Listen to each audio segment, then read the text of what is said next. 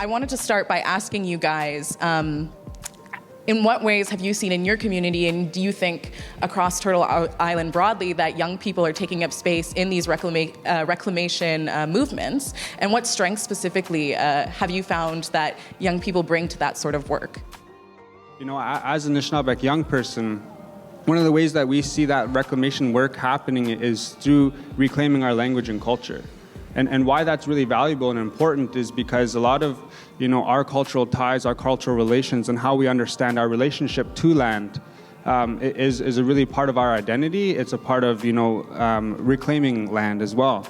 You know, the more that we engage in our culture, lands-based activities, you know, a lot of our language is really embedded in how, you know, we understand our relationship to land. And so when we reclaim these cultural practices, these values, you know, this is part of reclaiming, you know, who we are, and it's really strengthening our community ties. So I really value when young people are doing a lot of language and cultural reclamation, because what that does is it allows our people to then begin to occupy the land and to go out and to engage and to be with the land, to work with it, to learn from it.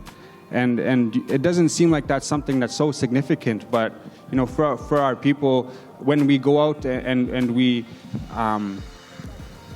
go out and we reoccupy those spaces, the places of our ancestors, you know, that's reclamation work. You know, that's community building. To me, that's really important. Right now, I'm seeing this wave where there's a lot of young people getting into their community's leadership council. And that's very big. It's very impactful, you know, because when we have young people as the leaders of the community, it brings a whole new perspective, and it brings that youth voice that is needed. I mean, on social media, I feel like there's a lot of really interesting kind of conversations and learnings happening through memes, memeing.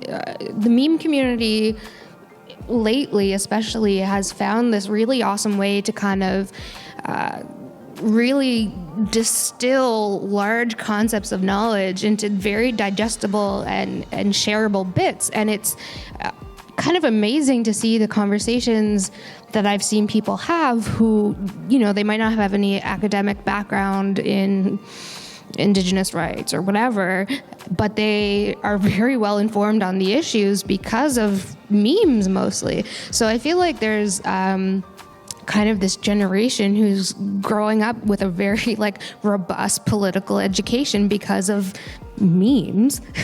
So I think that is, first of all, very awesome, and second of all, it's just like super interesting to think about. And I think that knowledge in the hands of young people, like it's really arming them to do great and powerful things. And I think you're gonna see our youth get stronger and stronger because of these kind of really accessible means of communication and education.